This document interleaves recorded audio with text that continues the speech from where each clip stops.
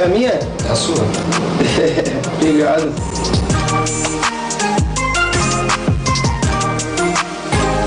Eno ejetia ye jeje mu edama mu nano pai e wo dwumadie no so na ma memfa nto anim eso ograma na se England papa wa ye England national team goalkeeper ye friend Mary Apps no na opiem ono na BBC e first timi ato abadiama no as a BBC Sports Personality of the Year or no eletmenya sa passport ye no ama bia so timi fine ma memram na memfa nto anim eso ograma Kylian Mbappe and then killing Mbappe 25 years. Now, Kodan sa wonyini crowd and na brawa ball football no. Masa Pemo AS Monaco, a Brano Star Louis II, Obe Pemo, Eso Parc de Prince, El PSG, a Jumadi or Bobina Ramo France national team, se skipper, or no elite France national team no, na so far, ni 25th birthday no, the wine of football munye, Upema Sofani career, wabo 421 games, and what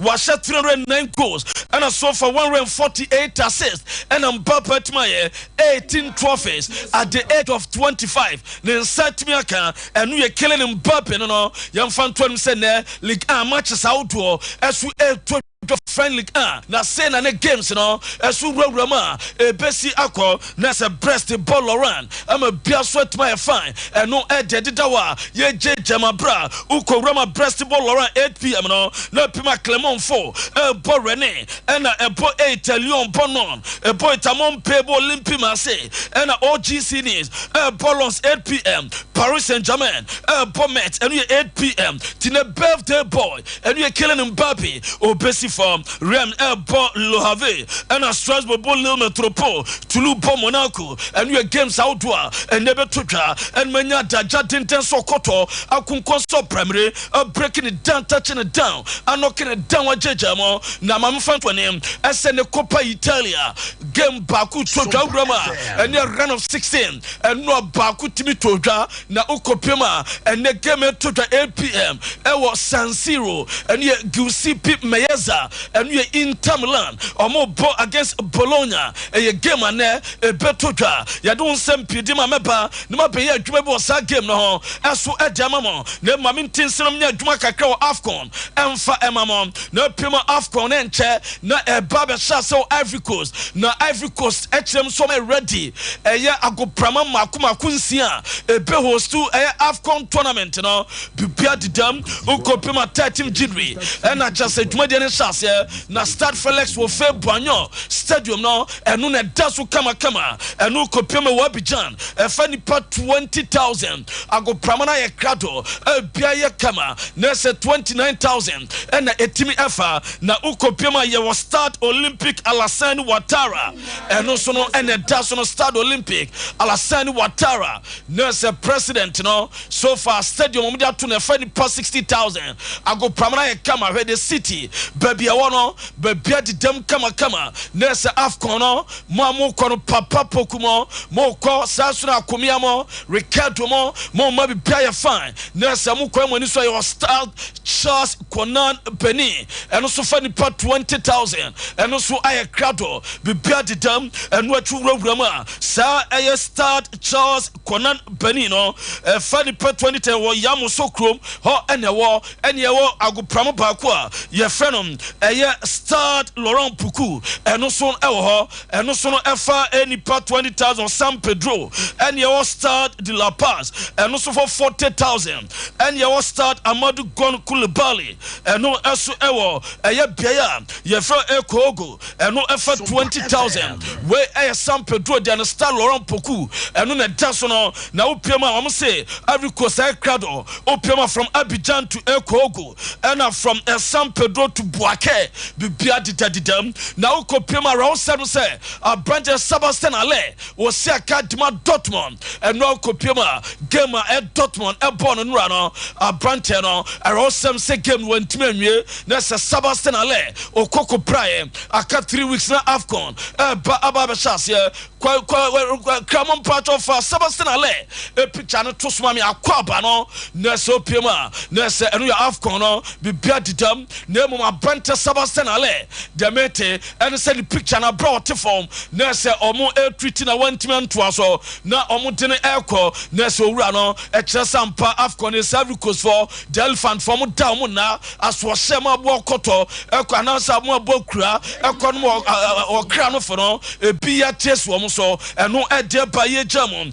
eso edemamo yentinsimu twa CAF Champions League Mike Day 4 enra ebi etum tutodwa ene match of the day bako peneba eno ebo upiema etum friend strong African ebo against Medema eno eye 1 APM uko group D ena sa game no eso etodwa kramon pacho now they are to so amame abra Medema eso ebo away against Yanga no na se bibia didem kama bibia so ne Yanga ebo against Medema and your group D na Kansanra Ali Bossi R Belouizdad because of say Ali Kopiemo e wo FIFA Club World Cup no enunti no enya so amasa game na amasoma postpone no and the group D game back a betotwa e Yanga ebo against Medema eno e de dawa ye jam 1 PM diamamo and watch chance asset Mimosa e the only club or matimi qualify or the first air club CAF Champions League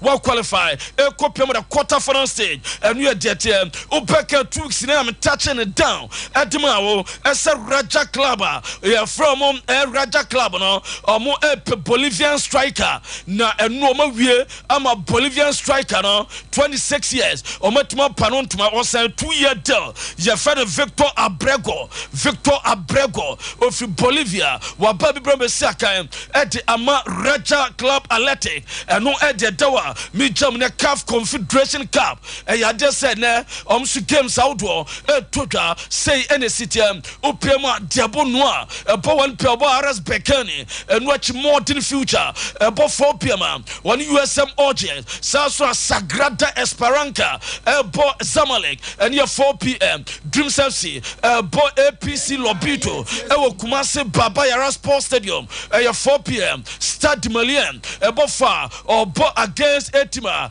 your friend Sekukune United and no edit and a Super Sport United 7 p.m. or bo Hilal Benghazi and as well about 7 or bo Abu Salem and Okpema Club African about 7 or bo Rivers United and no edit dawa ye chechamu edamamo and no Jumadian so mamin tinsium namin fan to a name said Dortmund and Nua almost celebrating 114 years na the atmosphere na was signal Duna Park no next one in soccer and no Ramo Borussia Dortmund so from team no and no was exactly 140 and 114 years next some team no 19th December 1909 and one more na no patro di entie kakra FM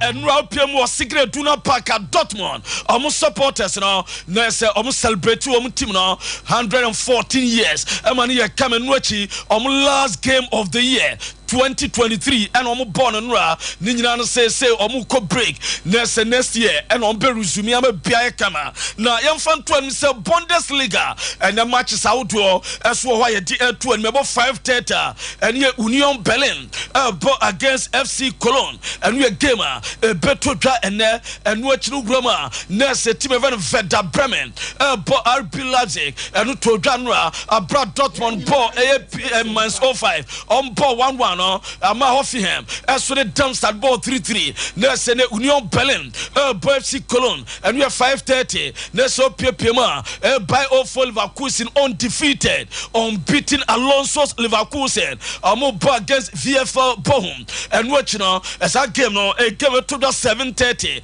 and then watch Frankfurt Borussia Mönchengladbach and you are 7:30 and Wolfsburg Bayern Munich and we are 7:30 national so that game ahead of that game na Thomas Muller enura me the 20 so be sign contract extension Thomas Muller enura mpa or sign contract extension ekosi 2025 na ukopima so far or born first game by Bamunchen at year 2008 and what team boy na mpacho so far 14 years and what Bamunchen now run up 772 games where team goes 279 and a wire assist 266 waji 32 trophies and we are Brent Thomas Muller no and watch games outdoor e be se to dwane no kramo ma me fan so eso emfa emomo Brass Stuttgart against Osberg and Heidenheim against Freiburg and you so far the games to dwa and me checha mu diamamon opiem Real Madrid and so ma me fan 20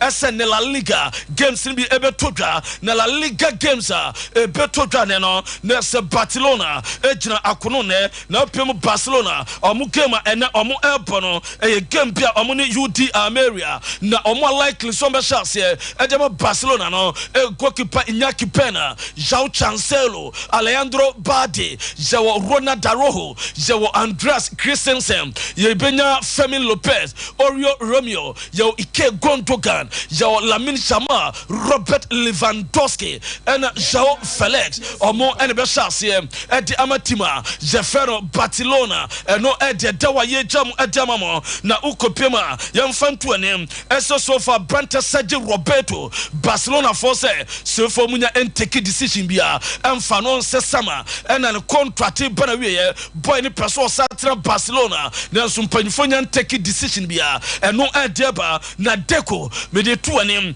ese Deco se opiem of Fluminense or more midfielder bi or ye pivot ye friend Andre boy ni mbobo enra onam de tu anem eso se Barcelona and Real Madrid your biggest clubs was Spain now man akwenyo no pe Barcelona Deco so monitor no or per se January why your option about Barcelona no mum dem say boy ni price 30 million euros and no and dem say Barca ni sika o me so be loan na so Fluminense for the mate as some say boy ni bonnet for a Jeffy 30 there o Benjamin loan say dem say o refer ni Deco sporting director I so be using relationship in influence I'm a buyer fine at the number na pemo Real Madrid or more per a defender 18-year-old center backer or Bodman Lille or France ye feno Eleni Joro or no ana sofa or mo eguso mo study the profile no e person de ba na Hendrik akwada way so far also no obe join team ye feno Real Madrid or be pemo Spain Madrid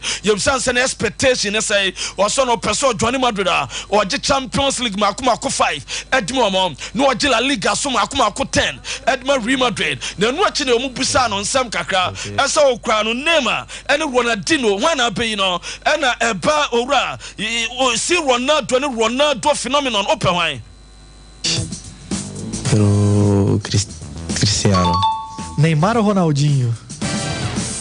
Ney. Cachorro ou gato?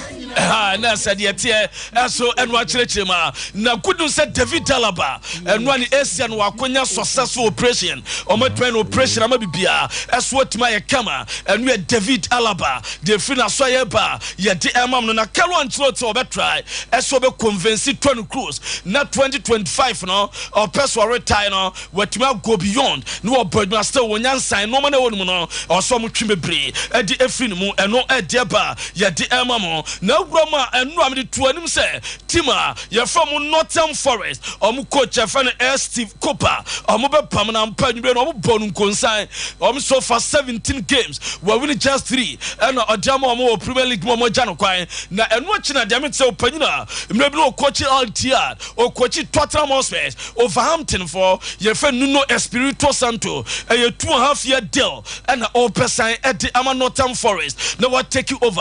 As for a Jamo. Na Brentford for at 1 in Chenchenche akoma Arsenal and Chelsea at there almost say Ivan Toney Arsenal for pen Chelsea for pen no almost mo catch obi aso wa open no 4-2-3 a decent fee and adbeba and kofa motrobo jo bid bia emfama and no there but Manchester United they maintain na no pay say owura fer say Jim Ratcliffe ni 25% no enya bana obet take football operations no Manchester United owura your friend John Metefa where sporting director no very place no see Newcastle United more sporting director your friend Dan Ashworth or no and omo pese omo de ne ba na very place John Metef no so owura your friend no yes say Jim Ratcliffe enya be take over na say total changes betuma koso United na ukopiema yamfantu anim say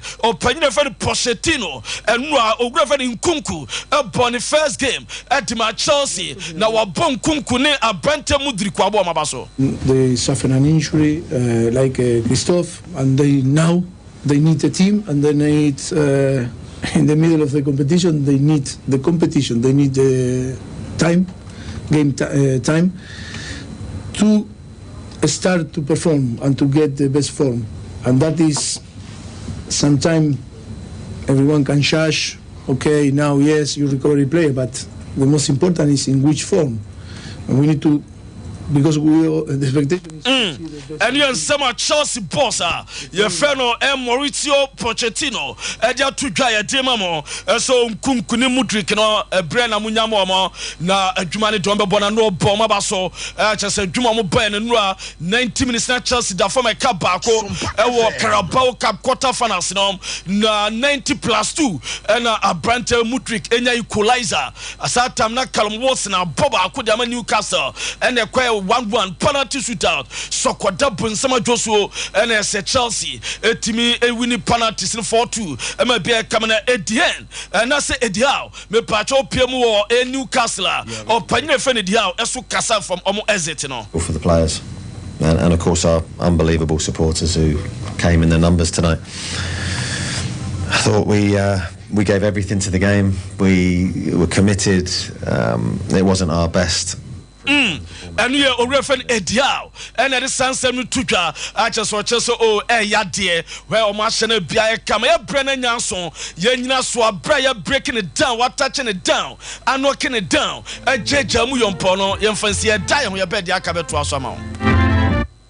Yenina yet Sompa.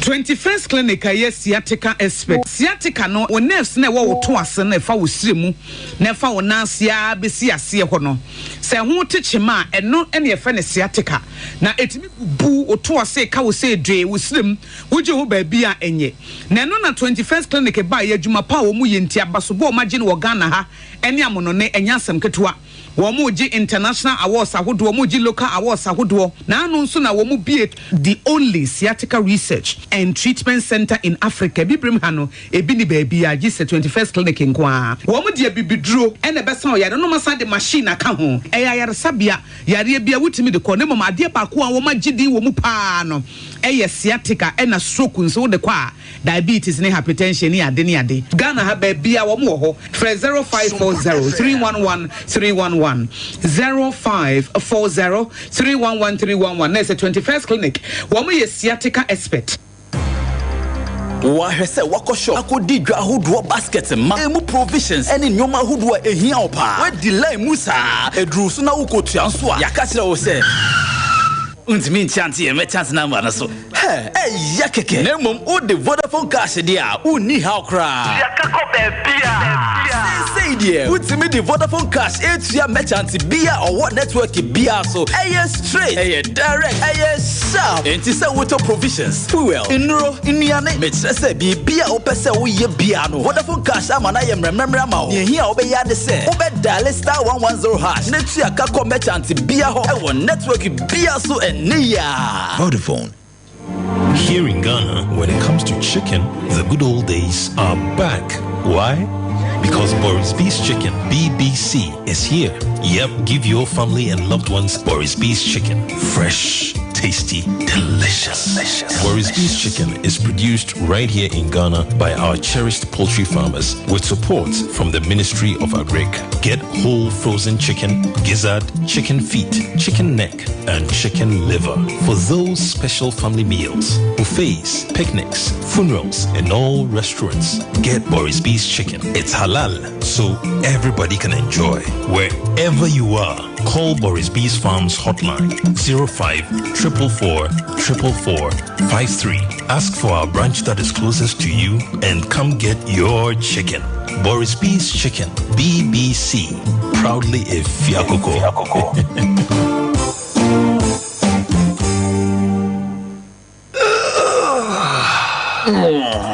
Na minya Royal Foam mattress no how bebre na me komu medam panosweni na atom na mechi kase so na me honam nyina ya meya na de kume kra ne se ya no mo so beda aso ape na wagya me na minya Royal Foam mattress no pa kwesi da aso ape na oye me ho ade. Congratulations dear me fa no kwa asedan koma Royal Foam quality mattress papa fi oje aware Royal Foam what manane relaxation ayede awuto so a wunya wo mu ne se Royal Foam mattress eye papa echeye eye quilted mattress inti woda so a ama wona ye foam se woto mattress free Royal Foam a teche wo free pillows. Royal Foam aje abasobode e wo 12 Ghana Business and Financial Excellence Awards no mu yet on quality duvets, curtains, beds, ne carpentry foams ahodo nyina bi hwehwe yen wo Royal Foam showrooms any sales depots a wo Ghana fananyina free 020-227-1000. Royal Foam, rest assured. Welcome to St. Andrews SHS. Higher grade A private SHS. Yeah, SHS courses near general art, science, business, no waka kahon. Ever St. Andrews SHS, oh yeah, dinner ever pass. O send one teachers now. What's your window? Discipline. No first one was yati. St. Andrews, Riviera, supermarket, sick bay, barber shop, swimming pool, FM station, constant water supply and electricity. Admission room condo, Harry Chanabati, Pico Farm say, what it jumbo from our SHS 1, 2, and 3. St. Andrews SHS, what branches Big Piero or Ghana. Sapade Paso Asia, St. Andrews, Saboko Schoola, go school over I'm a Paso Wasi one time. St. Andrews SHS.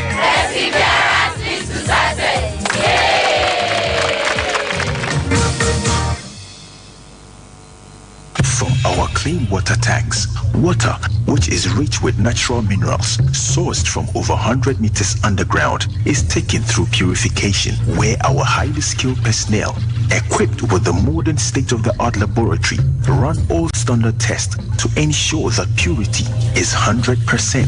Because at Obibini Blackman Company Limited, quality is our hallmark. Bottling continues immediately in a clean and hygienic environment approved by the Ghana Food and Drugs Authority. Because water is life, but unclean water is definitely no life. After years of research into water purification systems, the result is water that can compete with any other on the international market. Stay healthy and hydrated with the new Zet Natural Mineral Water.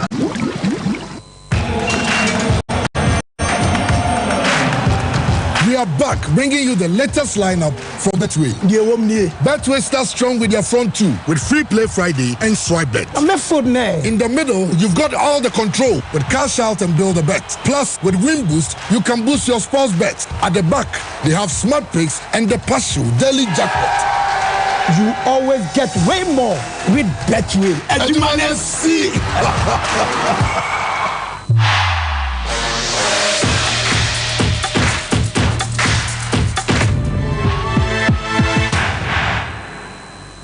Right, yes, I'm about Sompa 93.1 FM. So, SN live on Sompa TV. Said it's a full time, and yeah, the air bro, prem to bread 12 noon, and you're sorry in Kunya. So, I'll be the 4 years in Kunya.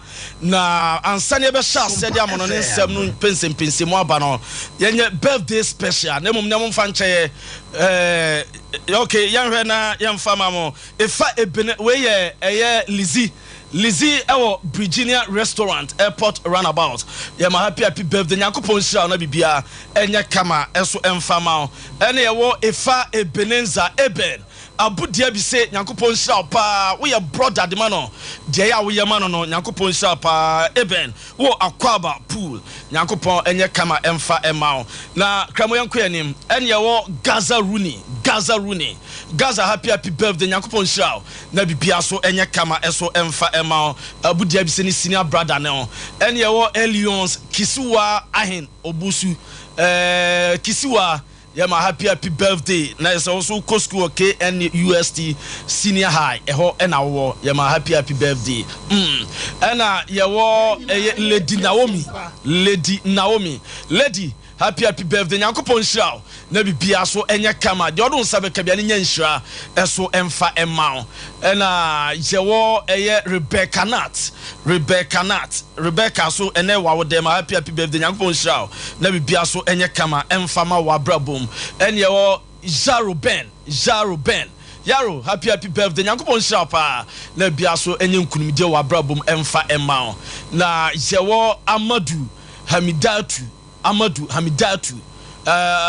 Hamida yama happy birthday. Nyankopon hira na bibia enye kama emfama dodon sabe kabia enye nhira ewo wabrabum emfama happy birthday Hamida kramo okay yamfa ensia na se bia enye kama Michael akomia the sports mizaya atenase saso ena eye Jeffrey Asari the apostle ha Collins atapoku a medina dilu take no message bia no obetimi de akọ Facebook Sompa 93.1 ana say Sompa TV Ghana na de akoto na bibia eso aye kama Mizaya, good morning. Good morning, Luther. Boko de. Nyamia do ma hwe any experience. You to me so so. Nyamia do me krukra krakra. Adumi shira. And then Wednesday. Interestingly, I enjoy some key games be. Okay. Na the edi kan am me aka wasem Atletico de Madrid. And Getafe. The ma that game no the way interest to no ma miensa. The edi kan Mason Greenwood. Okay. The Etosumienu, Antoine Griezmann, the Etosumiensa, the current state of Atletico Madrid. Adia yo ma ho odin as see no na ba be yo mu weakness kese pa. Mebua da ne kakra sha free. Adia yo ma ho odin abe yo mu weakness. Okay. The greatest strength of Atletico Madrid under Diego Simeone has always been on defensive compatibility. Almost But in recent games in the Spanish La Liga, even if Atletico Madrid win game by 2-goal margin, 3-goal margin, Crampo mu concede. Ese so much on mo bie. Ni nyina confirm bra ni nyina no. Yenim say Atletico Madrid bought 3-back system. Now, at the heart of the 3-back system no, emle bi atwamu no.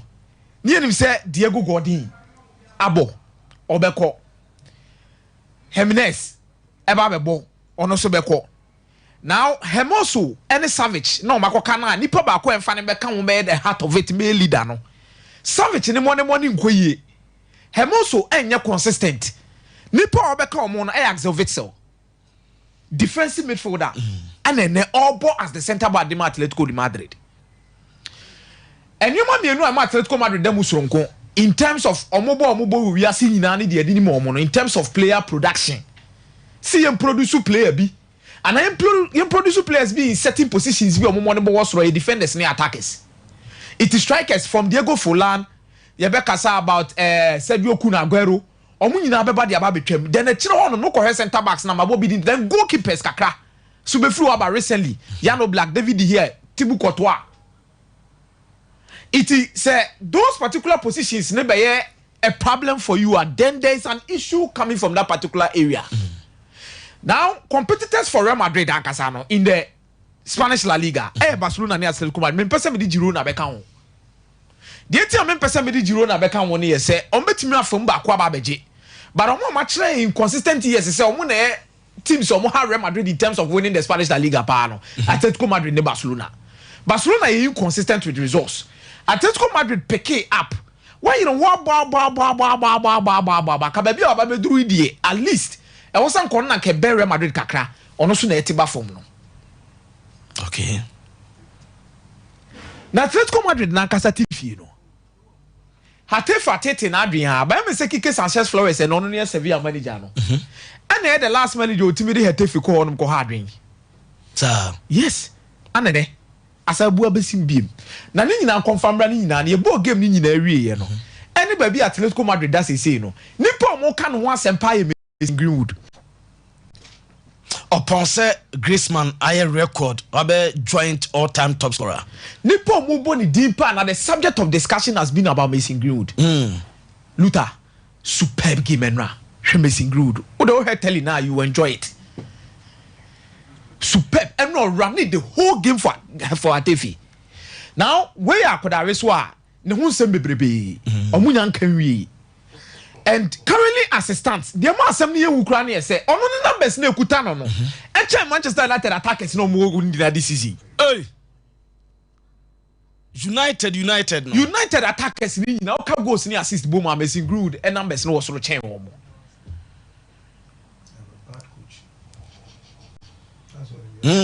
and it is quite bibio because Richard Arnold odi adwuma no corner and see decided some called the Mason Greenwood back into the team. And there was a backlash from the English media and the women's team no. The man team no because most of the men the team were ready to accept because no money ten haga kasa team na kasa and most of the players felt to say every single player we has be a second chance. But come Manchester United in terms of players on my producer or power academy in recent times are boy we or chomuna. Wow. From Kobe Menu to Garnacho to Bia boy we talent in the potential and was reaching on munina. Apostle that people of the catcher is a basic good every simple talent about producing you. Only player. Well, yes. Potential no good tackle. You too much. And Manchester United, Eddie Kwan kakra to Uncle Loan, Omra, boy and the contract be 2025. You say Matisse, some of the top European clubs, you know, if Mason Greenwood wants the best for himself, I'm building a career away for Manchester United. Away? Yes. League win and Casa Subebuano.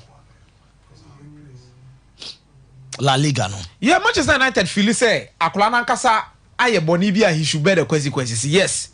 Manchester United also want to take a decision now. You also have to also bear the consequences of the decision. And one of them is Adiwe. And the level of quality he possesses. Running the game against Atletico Madrid. Antoine Griezmann really game no say Mason Greenwood are more a British space. From Antoine Griezmann Mason Greenwood are more a British space within this game.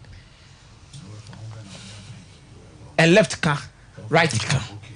And he's at the center of everything Hatefe is doing this particular season. As our buy and Wama Boja Mayora, as why freebie. Yes, and he scored Boja Mayora now on the second top scorer in the Spanish La Liga. Last weekend was she 2 goals. Was she 2 goals? And was she 2 goals. Orchestra, missing. Look at or football now. And I must say, he's back in assembly there. A bad ding. Despite so on a club no contract, a bad ding because not the toxic. Manchester United fan base in Ankasa no too toxic. And our English fans no too toxic for the liking. Yes. Oba stadiums no nyoma mo de be no. Any what you go through no psychologically the scrutiny na Manchester United enye bi na wo Hatefi. Dabi. What I say? He can have a bad game at Hatefi, nobody will care about it. Greenwood ko when a bad game pay but nobody will care about it. But because of the why no Oba Manchester United are just one bad game. Luther.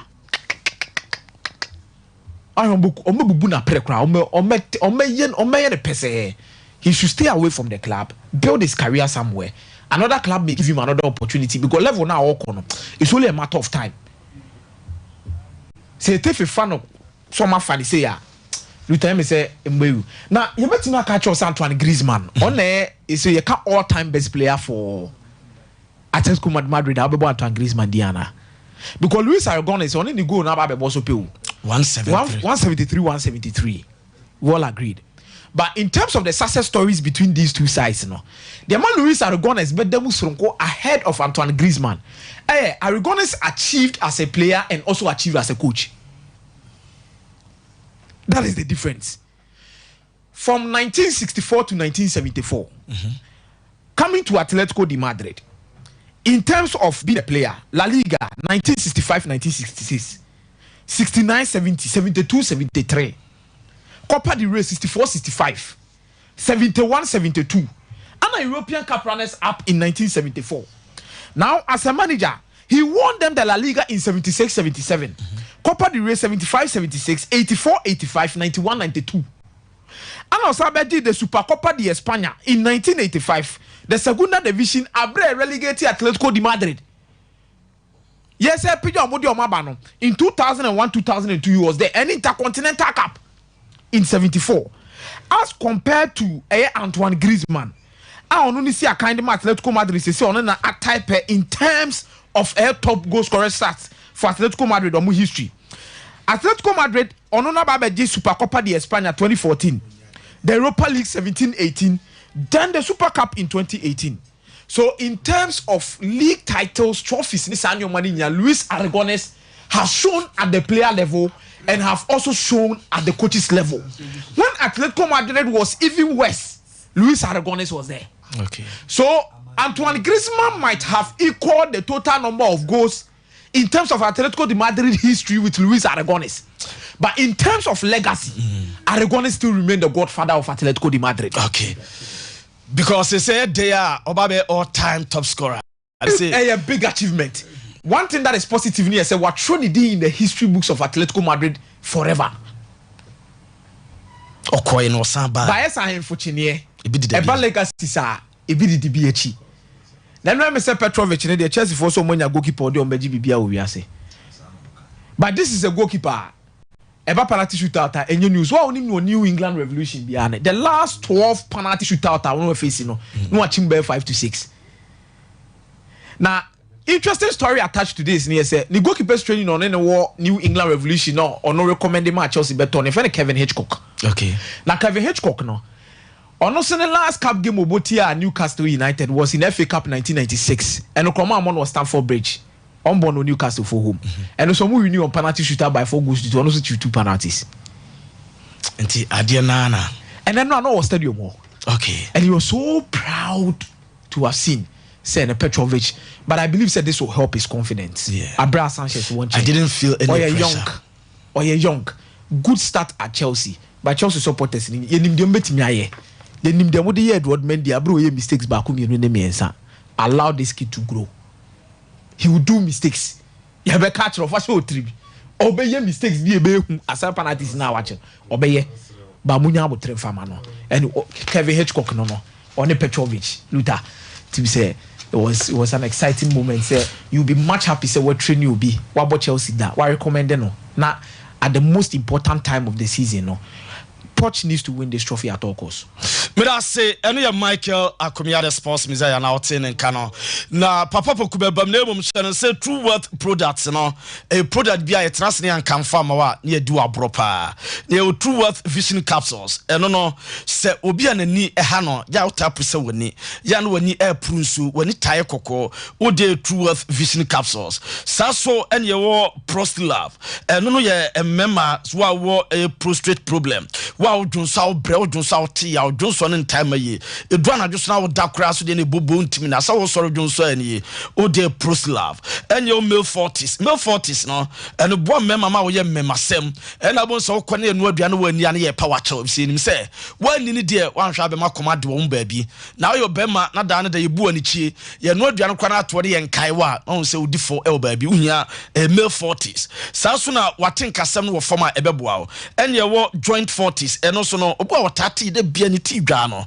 de bia no hyehyehye unya bia beboa wo ena obi wo so a eya no waye mre ni nyina so apo no aposo nyina no unya bia beboa wo enye wo lady 40 eno so obabu aboso so menses na emayi date ni intensity so unya bia beboa pa mo amote ya mo hawo e wo mfitukom nyina no ebeboa wo wo de frɛ number me di tudwai na nkomo bia no mu ni bia obi aso pe bia ye bebro bi 0206595707 0206595707 and 0558724302 ofra yebejo so papa poku good morning yero boko de nyame adom and a brilliant wo be seman kono semadu ampa twa ma me fam mienu ne operation we sisi ana entra ma dwam na anya kama the member of parliament for Bantama honorable Francis Asenso Boache ene Bantama Youth Choir no Elton Safri nyina se nyame adoma memenda ebe 23rd December 2023 5 p.m. pepe ewo Presbyterian Church Bantama there the Festival of 9 Lessons and Carols no ebeko so Bantama Youth Choir no vibrant youth choir gritty enchen so mudi dwuma so pa Francis Asenso Boache na nkasa no ene edi animu nyame adoma memenda 23rd December yina yesha Bantama Presby na yetimi edi dwuma no na bibia ye kama mti yeton safro bia Francis Asenso Boache Bantama Asenso no dwuma ene kwakodi one Bantama Youth Choir no.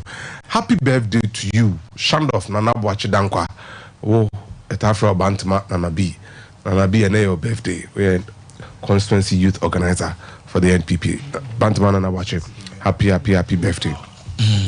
Now case no number 1 okay we was no say Posh must win this trophy. Oh yes, good. So I say Chelsea for and Posh and the Chelsea Kobo 2-2 the battle of the bridge. Now omone Leicester April League no most say onim trophy geno. Yeah, good. Teneno just say omoyema former coach no Lazio no you know Jotun Maurizio Sarri omoje club ni momje trophy ni man club no get trophy. Of course, a trophy no oba Sarri no need trophy be Chelsea na man first trophy.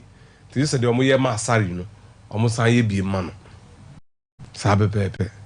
Ntinene no ichi danger KB munia mompaye ba kupe. Baby a West Ham will win be omo cover no munche Liverpool nyom free. And yes sana say Liverpool. Oh no, they are the best team in the competition. I am for Liverpool. Okay. They are the most successful in the competition. Carabao Cup no. Ntini you do semi final na say omo ni we be boa. And omo last final set trophies so omo ne Chelsea abon. Omo je from them. Liverpool for no. Yeah. Tinese na de Chelsea fans ni nyina ko West Ham. Pa bi abo say omo ni Liverpool film. Kudus so form. Na no de am fa ho. Paketa. Obetima hwe ni goal no. Na results na dani. Paketa nya the assist na to a. No problem. Until they all assist na goal ni ntom. No betima defend ya ma yapo. Eno so yase. Obisa oto ansa na ono o mena do be aba no. So what I say. Until I understand Akume's Chelsea project, you know, be beautiful to have the trophy to start. Senna Jose Mourinho started here with the same buy trophy time with it in 2005. You know, you buy some time and all that. But then the kryptonite for me is Liverpool, and they have to pray. So Liverpool be free. Yeah, I mean, I'm a coach, no, I'm one, and the kind of experience they have, no, they'll find a way. You might not be happy. Okay. To empire in the end, so I'm free. You know what? And then on Saturday and Kabibrio, but I would need to concentrate on Dortmund. It's a beautiful story. So beautiful. And the Dortmund story is so well told. Na a pekwan bi so the Ghana e bi rem eno na ma na ye fe no. Malam Yaya. Okay. Yaya Malam Yaya. Ibrahim Tanko. One of the most popular names on the lips of Ghanaians in the 90s. Where football made in Germany near popular no. Na Tony Eboa of Frankfurt. Bayern Munich for no Bruno Labbadia ho, Lebaski ho, Thomas Muller ho, Chase Stefan Effenberg by look, Obebo be din. Then so Ghana ha striker ba kwa na omunsi ni form. The bia befa bia no mbondin Sharpuzat. Stefan Sharpuzat or Swiss striker no sinaka Edma Dortmund. And then our own Ghanaian brothers. Koswa mani be drew to Adusu. I don't know. The first one. The first thing I asked Dortmund people when I went there in 2014 and said BVB Nasi Chen saying I'm saying balls very spine. I'm saying okay. To a BVB 09. Okay. I'm colors no so catchy. Gold and black and yellow and black, whichever way you want to put it. But the beauty of Dortmund, the multiculturalism, man from fona, or more team na ewo. And then I'm ready ho. And so I'll make a calculated attempt to draw you closer to a football story that is par excellent. It's Dortmund in 1909. Yeah. Into the VB 09. kwan bɛ no mo fa so team no in the early 1900s ne ba no na Roman Catholic som no edi mu ɛwɔ hɔ ɛne Europe nia na no mo team ɛwɔ local Dortmund area hɔ a ne yɛfrɛ Trinity Youth. Okay. Na Trinity Youth no nipa no hwɛ team no so hwɛ team manager CEO bibia no yɛfrɛ Father the World ɔyɛ Roman sɔfo. Na ne mmra na no ɛdia sɛ emre bi nkra no ba akɔkɔte mango. Ebra na ya man nkra no nyina wɔ ne sɛ nobody should pluck something. Ebra on be kanche empanyu form more convent on for discipline. Emma Father the World catch and say onfa mango no enko ensa nko tua so. Sa kra no eni ni nua. Ombufu yie pass ade ya te de ebede de akotua so. Emre ya wo de hyehyɛ chinchine bɔ kakra ebɛbɔ ɛna yesi sa kra no menu no na Paul Brown ɛka. Okay. Enti omuye Paul Brown ni nua no. Omuye sa no manu no mo se ye. Se me Paul, me ni nua Fritz Brown. Ye ko ka kire na fofo na ye Trinity Youth ni se team no kra ye mo bi ye jai. And omunya nkra 16 ka omu. Number 18 players. Omu mo bi. Romans of 14. And omu free ho. So omu free ho omu di omu nko omu kwa na omu se. Eni so mbe den. Omu nko local pub ho. Almost small auditorium space be omu nko tena ono mu de. Omu nko omu be faso de omu brabo afaso. Dortmund is a beautiful story. Na baby omu nko tena if no Zoomville the shot. Into omu ti o di nkomo. Omu ya ne say owner of the local pub no e ba baby omu pono no. Omu say yes e tena kakra omu baby pono na ye dey. Omu hye den no no omu ye organizing meeting to form Borussia Dortmund. Okay. Na esan se obi asuro Roma sorry no ene omomra ene Father the World ni tumi ane wanya e wo North Rhine-Westphalia sa abre no munti no pap ona no soma ne workers no ba ko onko kanje Father the World se ne nkra na be sha na hwehwe omoye ne pese omo chese omo ko titim bufo ti papa ni yes obi epuno na ena Fritz Brown ene ni nua Paul Brown ombe cap no tum grind no mkura ni nyina akogina Pronechi ti omu bia na NBA. That's how Borussia Dortmund started. Edin Borussia no na nka omudi ho. Na local brewery, local beer. A friend of Borussia Brewery. Okay. Or Dortmund wa ni din no mu fai. No mbe ni Borussia Dortmund. Into here Borussia Dortmund ashasia. It's a beautiful story. Now Dortmund a foundation team 1960 and omushia some be form league no omo de aye Germany league no ombo first one in 1963 until Dortmund e can 16 teams are they omo form a Bundesliga no.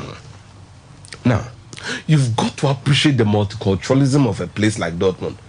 Just walk order unko ya unsheda ntiase na unya akwenya meme experience no aside visiting Ibrahim Tanko ene malam ya kan kyerem. Okay.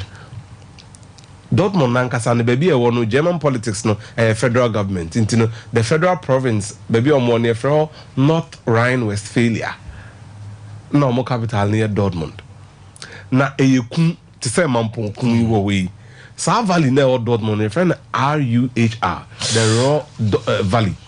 So that's where omutu coal mining town inti Sauko be a Schalke and the Dortmund one nipa bia bi hu bi wo.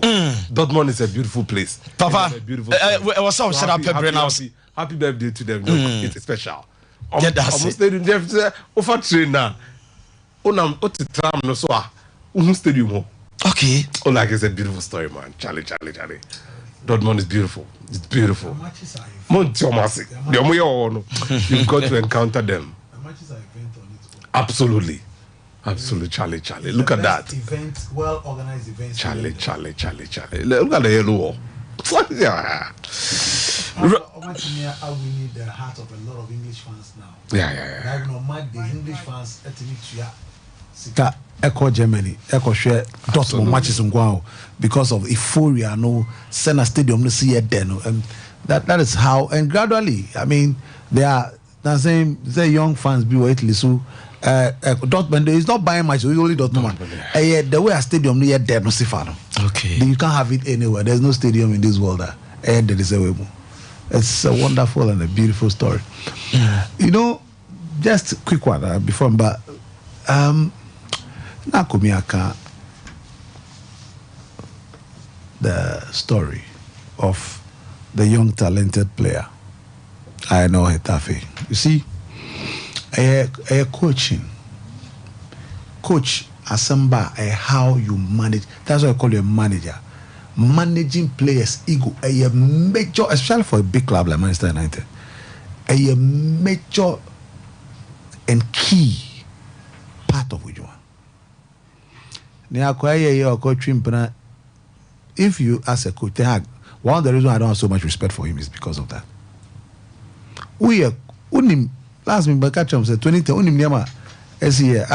Former president, do you know the things that decisions are taken in Niamey are managing players' ego? This team had Cantona who were booting players, managed by a coach. Paul Ince, one of the stubborn players, and in Ferguson Yanni book, they have players who were stubborn, difficult. Kino, saw him Kino, Roy Keane. Now, and you see, say Ayaturi, they show you see Ayaturi and Pep Guardiola. When you get to that level, you put your feet down. This is my decision. A core year, you are a good manager. Anko year, we are saying sanity. Decision are tough choices you have to make. Anytime you have 2 choices to make, but it's all make it back home. One to me, the decision to handle this matter in the way of handling it, terrible. Who managing it? Who know a head coach of the team? The decision as to whether player no call issues near bano on your bano, who ne say uji no handle. Nema kwanum ti asese sebi ne oye nenye. Ekwam no faso nemum mema opportunity. Unim the talent akwano mema opportunity to play. Because the club and yes loses such a talent. When as you speak now, players all know a lot of them are average compared to he's better than all the front players in general. Or better than all of them. United attack one. Yeah, it's better than every player. Each one of them better. I've always said the skill set is incredible. Only few players and are left and right outside the box 30 yards or better me a shooting ball far angles left to right nina or better me a general I will soon keke aboboneship he will not even move Eba dribbling take ons he's good set piece he's good scoring he's good he can play at a left or right flank. So for such a player, and I'll treat him as you understand me? So the decision for him to go to Getafe and the fact that coach now managing, look at the issue of Rashford, Anthony, how is he managing it?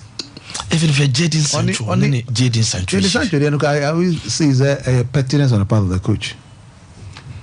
Players there, TSS, players who know how to play and son in body have ego at least players are part of them. Yeah. Play a beer near as so you're saying when it comes to indiscipline. Okay. Coaches in commerce. Okay, I said Mourinho. Every Madrid. And yet is Ronaldo no Mbwadi. But when he was there, did he say that? Dabi. Okay, I tell Sergio Ramos. I did Mourinho attempt because of the spat between Barcelona and Real Madrid, which was affecting the national team. And he spoke for the first time against Sergio Ramos. Every top player be our attitude.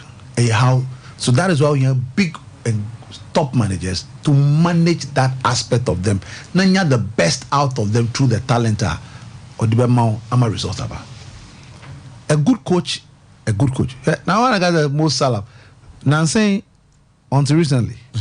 Now Musa and Sadio Mane How many people knew what was happening? So Owen said the coach has done well to manage it very well. To the extent that Ed didn't say Pia Bonte whilst they were there.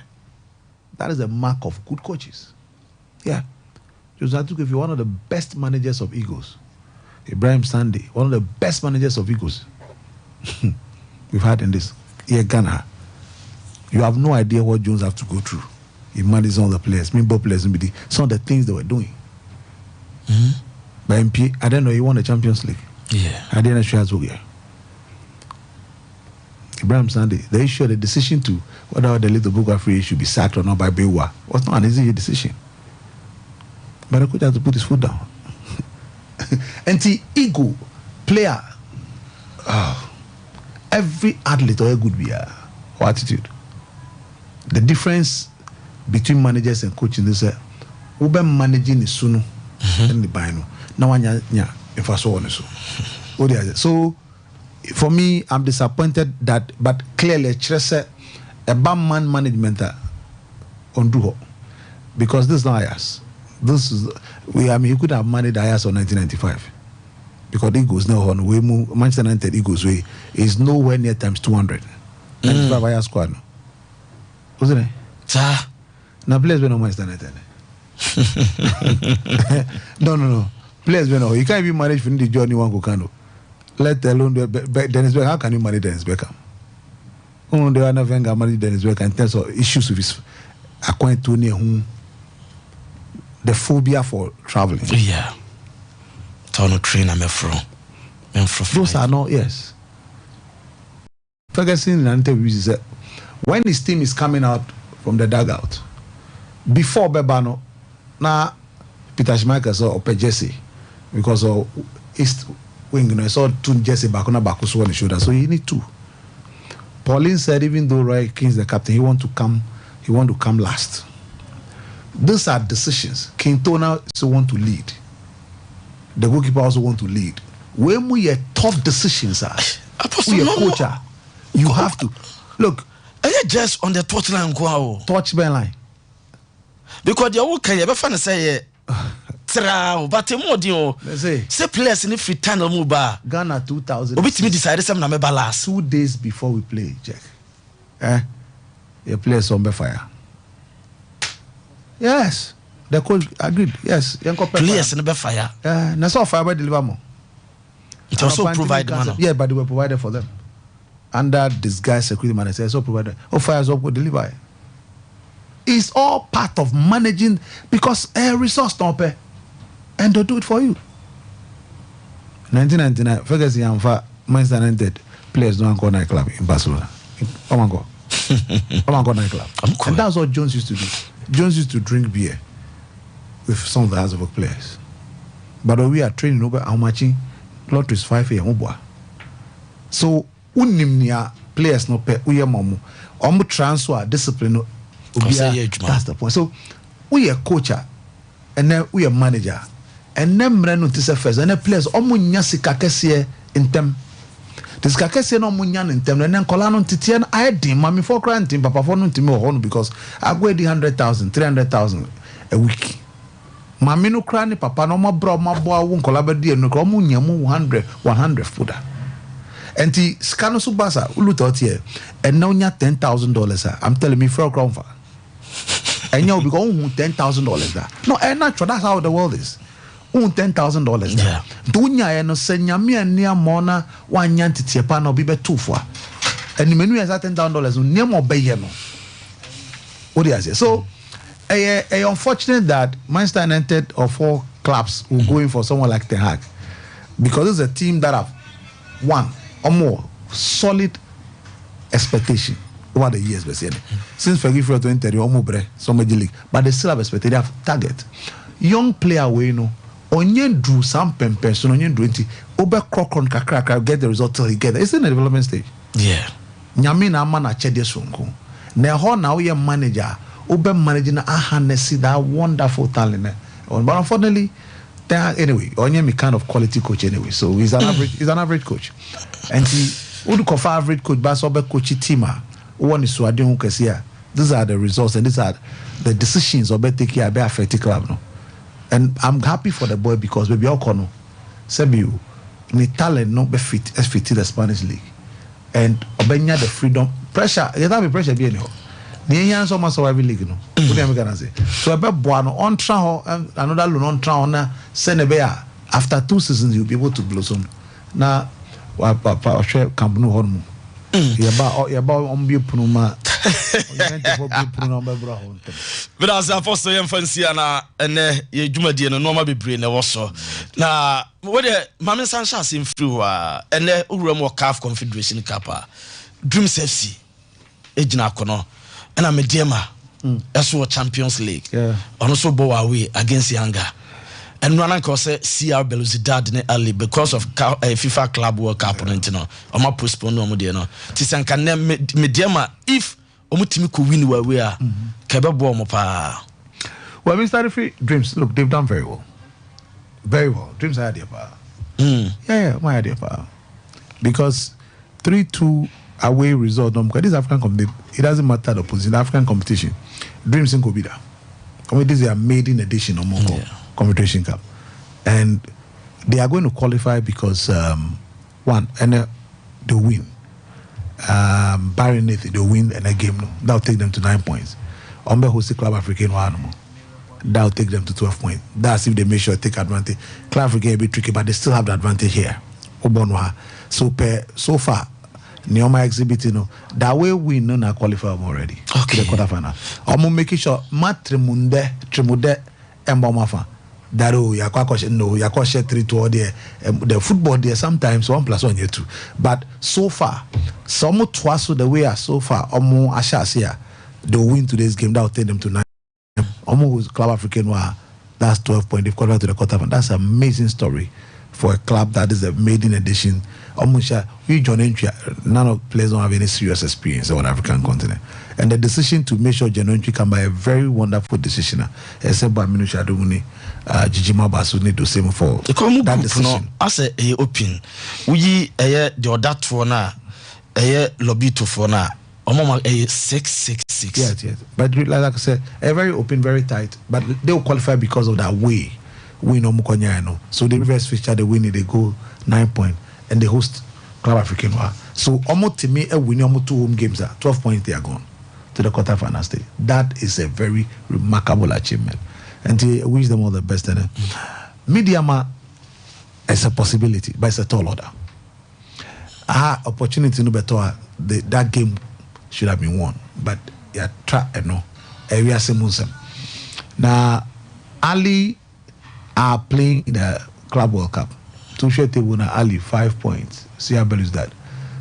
Medium 4 points. Younger, and the game no bad things that they need a win to survive and have hope in a group. Because we need now because 5 points. That's it. Now, if they go 5 points, what that means is that any Ali Bebo any point Omni Belouizdad Bebo home. So they will dream that if they win this and win Belouizdad, Ali or Egypt they omun to me and this is a Yami Bona Unya draw. This is Belouizdad Konya. And that will take them to 8 points. Now Belouizdad, any Ali Nientia game bedding say even Belouizdad and Ali can go and be Belouizdad there. So that game, in terms of winning, and you're guaranteed for him Belouizdad. Okay. Belouizdad also can win anyway. But Hano on the ball, a very compact and tight game in Cairo.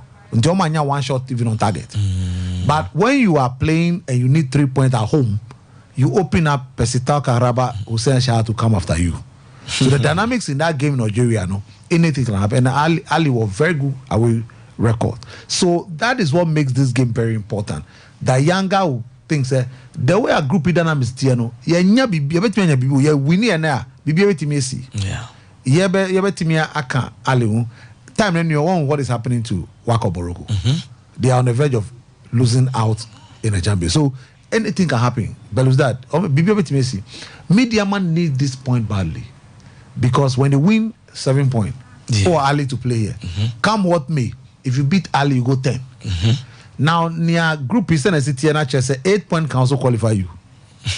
So even if you don't win, media man to me win and even if they end a draw, so that they come and put their last on Ali match no animal. Okay. So they say, So a very difficult game. Very difficult game. A game, Younger play better than Mediama. Okay. Younger has 6 shots on target. Mediama has only 1. And that is very, very important and very crucial.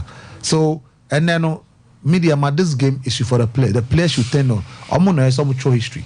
Here in Ebresu, EF the Mediama quarter final of the CAF champions for the first time. This game is about the players. Okay. What do I say? So a very difficult game. But I hope that Mediama will be able to pick a valuable point, even worst case scenario available, but still very difficult. Because Younger creates better chances. Almost conversion in the offense. Even against Boluzada, they lost at 3. They created chances. So they'll create a chance today. But interest to hope that Mediama will at least end a point in worst case scenario. But still difficult. Martin, me da say Apostle no. Papa. Fabes mami no smami and sabi soswe na. Penny Dry na. Look, say 55 man provisional list number. Your 11 home based players. Minim kwaya omofas urem. Oh yeah, I'm being blunt with them. What is 11 if 55 man saying? 34 me na me feel. 44. 44. Yeah, the 23 na ko. O me pe kwan bi so yi bi. So on bet me the 27 ako. Oh, na yini says Kano. 23 never come. Yambo handless nabaso. Some of the less naba, nipa 55. No problem. Man who say Bernard Tekpete. Finally sanity prevails. Maza. Conference League ya yebon Europe afi. The top assistants. Fred 4, Abu Fani 3, Tekpete 3. So didn't na yebe competition. Now you see Mfani. Say Bulgaria and Kwana all boys and your mana. Kabeka say no dear. Wasa dia ba Europe. Also confirm one ako. So I say yes I'm Mompaye. No take my table now all born. He's been way too consistent in recent times. Say Obeka sa Mfani nko. Nam pese mi say bia wa yo bi boni. And now then and now a disruptive because no Debbie. You know, sanity prevails with Tekpete. Brandon Asante or West Brom Wabem, you are naturalizing, no problem. With my train, I cry calf corner. Your cup qualifies. No, maybe you do John Entry Moon in our womb, no problem. John Entry womb. If you now could see be Teddy Demwa, would there be a better on Kama? Kotoko 1 House will be. Okay, Olympics will be. That's it. Am I even telling? Adriana. Then your criteria be no mujina so. Ni asembiaka. So what I say? Apostle say the league lady mark my must. Because an apostle Wepra. No, Wepra. He's out injured. But so fata Wepra. No redeems Wepra. Some do maka ho. Good. So no problem. One kasaya no do mo ase avetu. Auntie no dey we no ye be. Because we say obeka bi kura defend there. There wa ye hwe bia. Ye be boa. Na bibia ye kama. Ye be mu 23 no. Kamal din Epra omobo. Ebia no wa share bo so be recover. Na or recover cry na looking the duration no. Tambe na tambe no. We know the 55 na ba and CAF email about no pana na me email because and ye kobru nyantinu mean yempe we but ye beba ye be o ye ne omo be san kan ram so said that you resume you resume ade chin ya na o say no be nya listeners na akọ but I say papa poku na hotel ka Jeffrey Asare na hotel ka na me nko na me Charismatic Ventures for enkodi enkomo Eben aba abetena say Eben boko de boko pa Zahara de na day Mama yare ahodo edwane pa say yade timu dia no mutumi ka dwane o eye no kore because nupa no ebo obi biara waso ye nupa na hwe no wodi adanse na duro no so boa no papa empanyimfo se abaso ba na majapaye wadaroma boye obi a enen wo tie ye obi so a yade bi dokro no emfo ne timi num bie ne ye ujayanki be dia doing one dance out on your madia yama no 3 ya sorry to the beer ho dene because of Zahara medase ewo akonya ode amaman na mema tiefo ni ahwefo nyina afisia pa na medinchia pesi so emagana fo nyina na ne ye nupa ewodwa so a ye frɛ no Zahara Mr. Zahara G capsules Zahara man capsules ene hindi heba Mr. Ehon komo ane de be somo anopai na ye de ye dra ye frɛ no Zahara Mr. ene Zahara G capsules ane dikan sa dro we eye dro won so a eboa odophobia boost immune system odophobia wo ho a ono nko a de bia waye no phone obo se waye mere se walking distance kakra bi anase steps mpa obia fra onte brententem no obo se ono nko a na oteso na ohuna mane odophobia so wo ho a ono nko a onya infection a edura ye de ma obia no ma ne ho to no ono nko a no ma yare no kɔ na ba yare no kɔ na ba odofo otesa edura ebeboa wo edura ebebusti immune system no amonya ahoden ene Zahara Mr. ene Zahara G capsules odofo bi so wo ho a bo se ono nko aso se woda esese kakra bi no wo se ewan ketenkete no wanya cold no wanya kata ekɔ na ba ono nko a de bia kata ache no odofo otesa edura ebeboa wo ebebusti immune system no amonya hoden se de beya yare bi entimi emetwimfa so ene Zahara Mr. ene Zahara G capsules se be ma bi so wo ho a wanya infection enam yare ama sabi ensansan abegu ne be ma no ho onamana